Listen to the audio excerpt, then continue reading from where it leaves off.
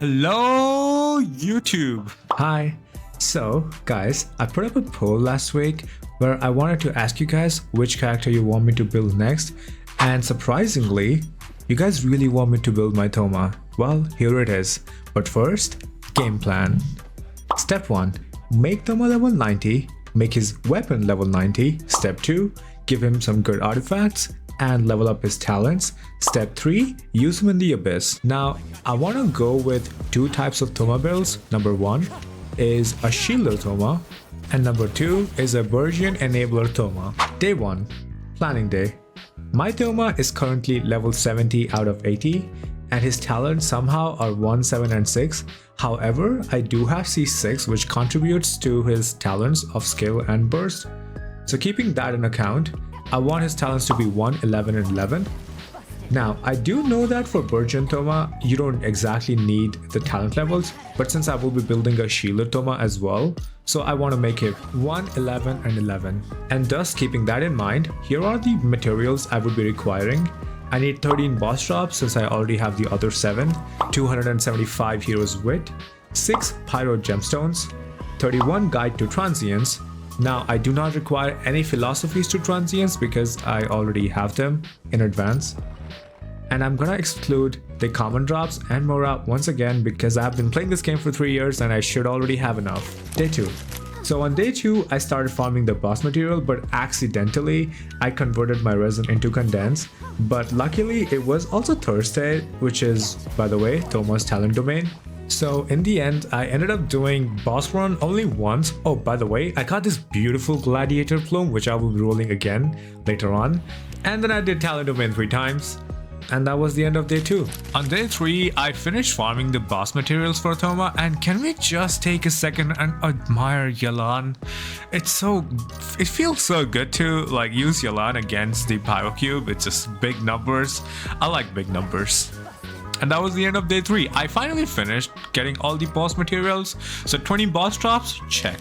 On day 4, since I did not have his talent domains open or I don't need any boss materials, so I decided to spend some resin trying to farm the Gilded Dream domain for my Thoma's Elemental Mastery build. And you guys know the RNG in Genshin Impact sucks, so I got nothing. It was a wasted day.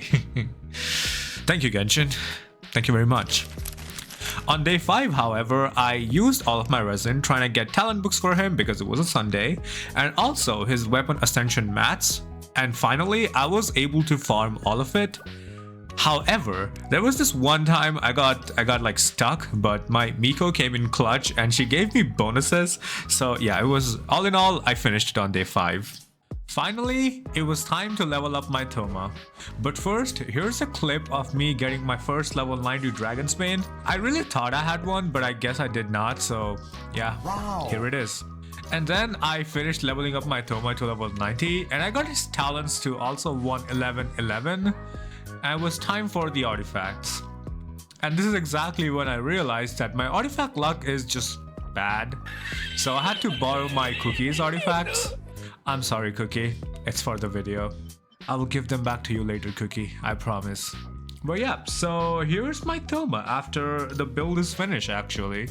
He has 972 EM, which is pretty great. And it ends up providing me 523% of Burgeon damage bonus, which is amazing.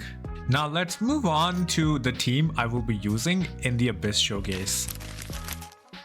I open up with Yelan, using her skill twice to get energy particles once I use her burst. Now, a note to remember is that I do have a C6 Yelan, which kind of imbalances the scale, but in my defense, this Abyss is not exactly favored towards Burgeon teams. Yeah, I was being a dumbass when I tried to use this with Burgeon. Long story short, I died like 3 times already trying to clear the Abyss, so I had to use my Constellation 6 Yelan. Wherever necessary, I still tried my best to not use her, but some habits just don't die that easily. Hence, yeah, it's a C6 Yelan showcase with Thoma on the side. I'm sorry, guys. But my Thoma still managed to do like 22k Burgeon takes. He did around 29k Burgeon takes on the different team where I was using Nahida and Xingqiu and Barbara as a Hydro support. Yeah, let me know in the comments if I did it wrong. I will try to do it again, but this was my attempt with Burgeon Thoma.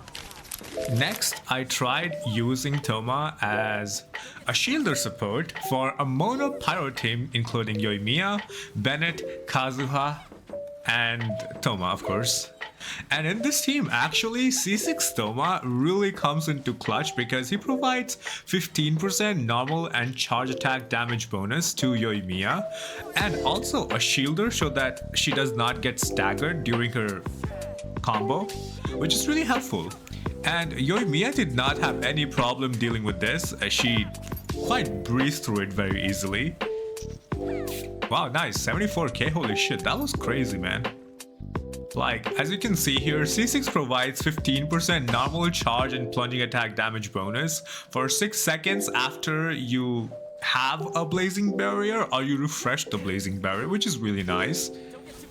And then I tested Thoma as a sole pyro shielder against the pyro cube, which did not end well because I found out a few things. First of all, it only takes the pyro cube one attack to deal with Thoma's shield, and second of all, Thoma's shield does not refresh when you hit the pyro cube, because in order to refresh Thoma's shield, the shield attacks need to do a little bit of damage to the enemy for the shield to refresh.